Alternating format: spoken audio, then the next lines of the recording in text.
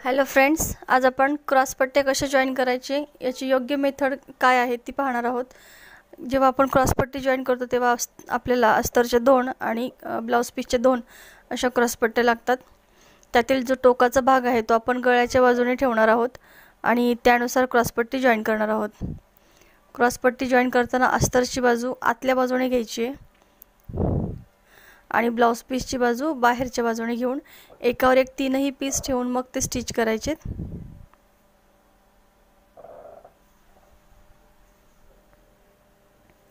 Stitch करताना हा जो मधला टक्स घातलेला भाग आहे तो व्यवस्थित फोल्ड करायचा आहे जेणेकरून तो स्टिचिंग मध्ये येणार नाही।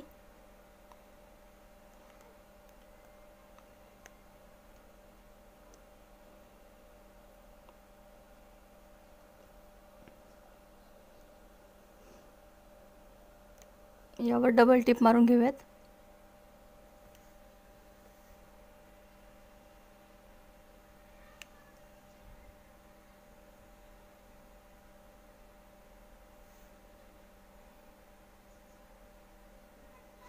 वरच्या सर्व भागाचा रोल करून घ्यायचा आहे आणि तो रोल आतमध्ये घालून खालची बाजू क्रॉस पट्टीची स्टिच करायची।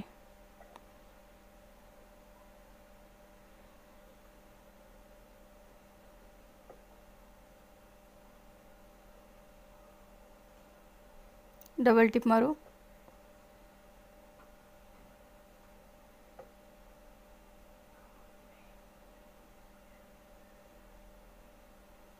तर सर्व रोल बाहेर काढून घेऊयात म्हणजे सर्व ज्या टिपा आहेत आपण मारलेल्या त्या आतल्या बाजूने जातील आणि बाहेरच्या बाजूने फिनिशिंग येईल।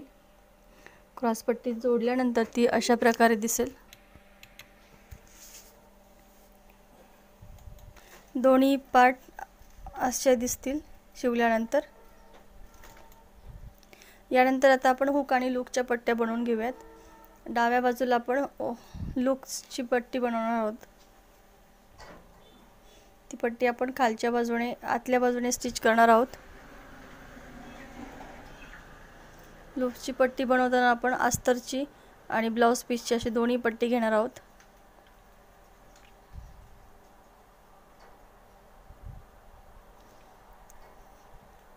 आता हे उरलेले जो कपडा आहे तो अशा पद्धतीने फोल्ड करायचा आहे।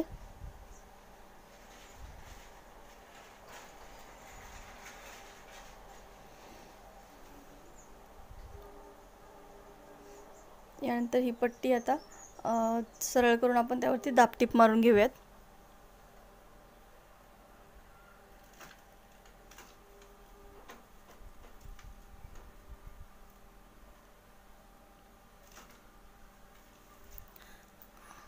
आता ही जी पट्टी आपण बाहेरच्या बाजूने एक्स्ट्रा स्टिच केलेली आहे ती आपण साधारणतः पाऊण इंचावरती फोल्ड करणार आहोत आणि त्यावरती 5 लूप्सचे मार्किंग करणार आहोत। त्या अगोदर आपण दाबटीप मारून घेऊयात।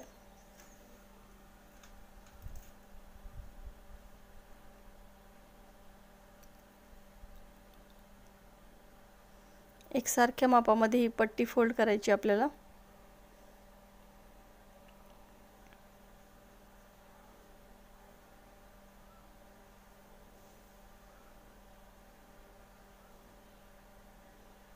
आता या पट्टीवर आपल्याला अंदाजे 5 ठिकाणी मार्किंग करायचे आहेत आणि तिथे डायरेक्ट लूप्सच्या पट्ट्या करायच्या आहेत। या ठिकाणी 2 मार्किंग केलेत आपण।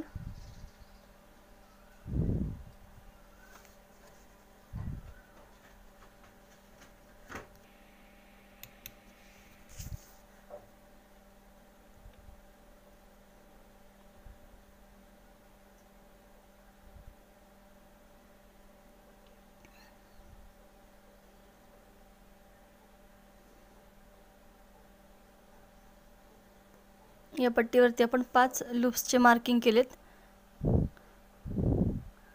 पट्टी अशा प्रकारे दिसेल।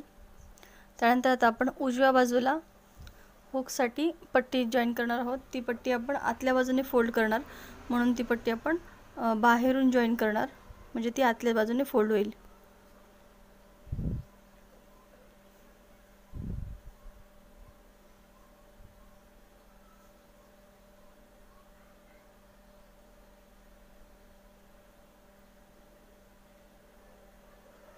आता ही पट्टी आपण आतल्या बाजूने फोल्ड करून घेऊयात.